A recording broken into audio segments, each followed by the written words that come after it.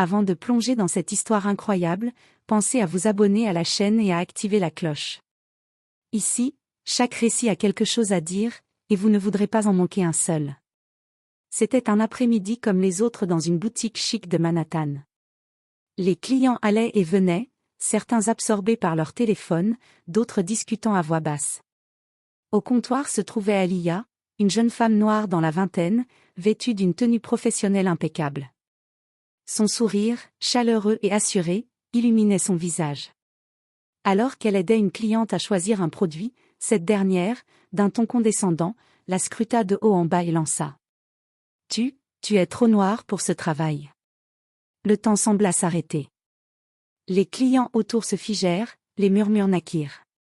La phrase résonna comme un coup de fouet dans l'air chargé de la boutique. Aliyah sentit la colère monter, mais pas le genre de colère aveugle. C'était une colère calme, celle qui s'appuie sur la dignité et la force intérieure. Elle inspira profondément, redressa les épaules et regarda la cliente droit dans les yeux.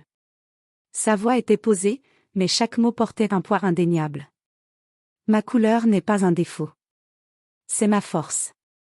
Et si cela vous dérange, le problème n'est pas moi, mais vous. » Un silence choqué s'installa. La cliente détourna le regard, incapable de répondre. Dans ce même instant, un client, témoin de la scène, sortit son téléphone et commença à filmer discrètement. La vidéo circula rapidement sur les réseaux sociaux. En quelques heures, le courage d'Aliyah fit le tour du pays. Des messages affluaient de toutes parts, de l'admiration, des témoignages, des remerciements. Chacun reconnaissait dans sa réponse une vérité simple mais puissante. Face à la haine et au racisme, la dignité et la confiance en soi sont des armes qui frappent plus fort que les mots. Et dans cette boutique, ce jour-là, Aliyah devint le symbole d'une fierté et d'une force que personne ne pourrait jamais éteindre. Le lendemain matin, Aliyah se connecta à ses réseaux sociaux et découvrit que la vidéo avait explosé. Des milliers de vues, des centaines de commentaires, et un flot continu de partages. Certains messages étaient touchants, des gens racontaient comment eux aussi avaient été humiliés à cause de leur couleur de peau. D'autres célébraient son courage et sa force. Mais avec cette visibilité arriva aussi l'hostilité. Des commentaires haineux, des critiques acerbes, et même des menaces anonymes. Aliyah sentit un frisson de peur, mais la colère qu'elle avait ressentie la veille s'était transformée en détermination. Elle savait qu'elle devait transformer cette épreuve en un message puissant. Dans la matinée, des journalistes commencèrent à l'appeler. Des émissions de télévision, des podcasts, et même des blogs nationaux voulaient l'interviewer. Chaque question semblait délicate. Comment se sentait-elle après cette humiliation? Comment avait-elle trouvé le courage de répondre? Aliyah répondit avec une clarté implacable. Je n'ai pas eu besoin de courage. J'ai juste refusé d'être définie par la haine des autres. Ma couleur n'est pas un problème, c'est mon identité. Et je refuse de m'excuser pour être moi-même. Ces mots résonnèrent partout. Les réseaux sociaux s'enflammèrent encore plus, et un hashtag commença à circuler, #TroNoirEtFier.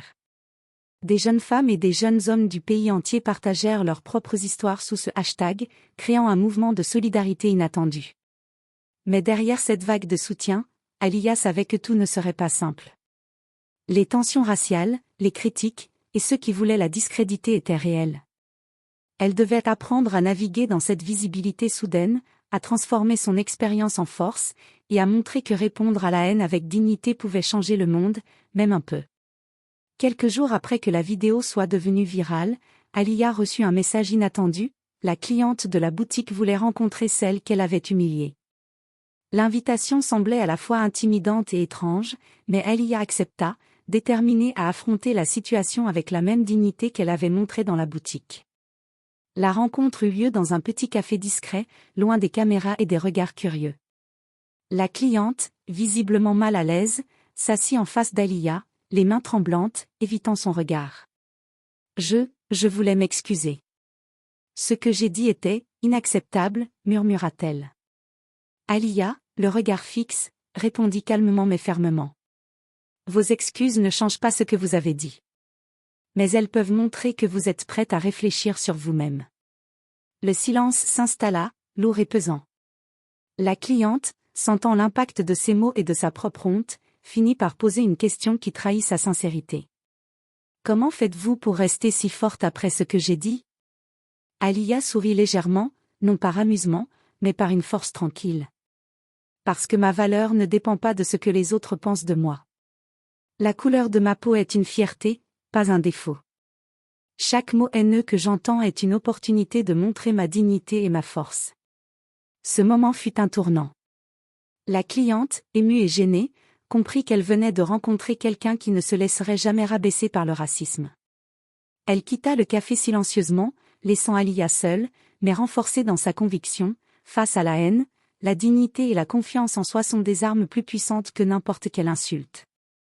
À l'extérieur, Aliyah reçut un message, la vidéo de leur rencontre allait être diffusée sur les réseaux sociaux par un journaliste qui avait suivi l'histoire depuis le début. Le pays entier allait voir la confrontation qui montrait qu'on peut répondre à la haine par la force et la sagesse, et non par la vengeance. La vidéo de la rencontre entre Aliyah et la cliente humiliatrice devint virale en quelques heures. Les réseaux sociaux explosaient, des millions de vues, des milliers de partages, des débats et des messages de soutien. Des journaux nationaux et des chaînes télévisées reprirent l'histoire, et Aliyah fut invitée à participer à des interviews, podcasts et émissions pour parler de son expérience. Partout où elle allait, son histoire inspirait. Des jeunes femmes et des jeunes hommes envoyèrent des vidéos et des messages expliquant comment ils avaient retrouvé leur fierté après des humiliations similaires. Les hashtags trop noir et fier et #force et dignité devenaient des symboles d'un mouvement naissant contre le racisme quotidien. Mais Aliyah ne se laissa pas emporter par la célébrité soudaine. Elle utilisa sa visibilité pour éduquer et inspirer, elle organisa des ateliers en ligne sur la confiance en soi, l'affirmation de sa dignité et la lutte contre le racisme. Chaque intervention, chaque mot prononcé, touchait des milliers de personnes. Un soir, alors qu'elle préparait un atelier, elle reçut un message inattendu. La cliente de la boutique voulait contribuer à un programme éducatif pour les jeunes, inspiré par la force et la sagesse d'Aliyah. Ce geste inattendu montrait qu'une confrontation basée sur le respect et la vérité pouvait transformer même ceux qui avaient causé de la douleur. À ce moment, Aliyah comprit que sa réaction dans la boutique n'avait pas seulement été un acte de défense personnelle. C'était devenu un symbole national, une preuve que la dignité et le courage pouvaient changer des vies, unir des communautés, et inspirer un mouvement de respect et de fierté. Et alors qu'elle regardait les milliers de messages de gratitude et de soutien, Aliyah sut une chose, aucune insulte, aucune haine, aucune ignorance ne pourrait jamais éteindre la lumière de sa fierté. Quelques semaines plus tard, Aliyah se tenait sur une scène devant un amphithéâtre bondé. Les journalistes étaient présents, mais cette fois, elle n'était pas là pour parler d'elle-même seulement, elle représentait une voix pour tous ceux qui avaient été réduits au silence par le racisme. Son discours, mesuré mais puissant, résonnait dans chaque cœur.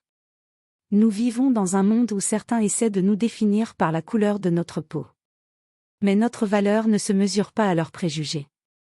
Elle se mesure à notre courage, à notre dignité, et à notre capacité à transformer la haine en force. La salle éclata en applaudissements. Des larmes coulaient sur les visages, et les réseaux sociaux s'embrasaient à nouveau. Aliyah avait créé un mouvement national, un symbole de fierté et de résilience. Quelques jours après ce discours, la cliente de la boutique prit contact avec Aliyah une dernière fois. Elle avait fondé une petite organisation pour soutenir les jeunes victimes de racisme et voulait que Aliyah soit conseillère et mentor. Ensemble, elles travaillaient maintenant pour que d'autres puissent trouver la force de se lever face à l'injustice. Dans son appartement, Aliyah relut les premiers messages de soutien qu'elle avait reçus. Elle pensa à tout le chemin parcouru, de l'humiliation dans une boutique à un mouvement national inspirant. Elle réalisa que le vrai pouvoir ne résidait pas dans la colère ou la vengeance, mais dans la dignité, la résilience et la capacité à transformer la douleur en lumière. Alors que le soleil se couchait sur New York, Aliyah sourit. Elle savait que son combat personnel avait allumé une flamme qui continuerait à brûler bien après elle. Une flamme de fierté, de courage et de justice pour tous ceux qui étaient encore confrontés à la haine.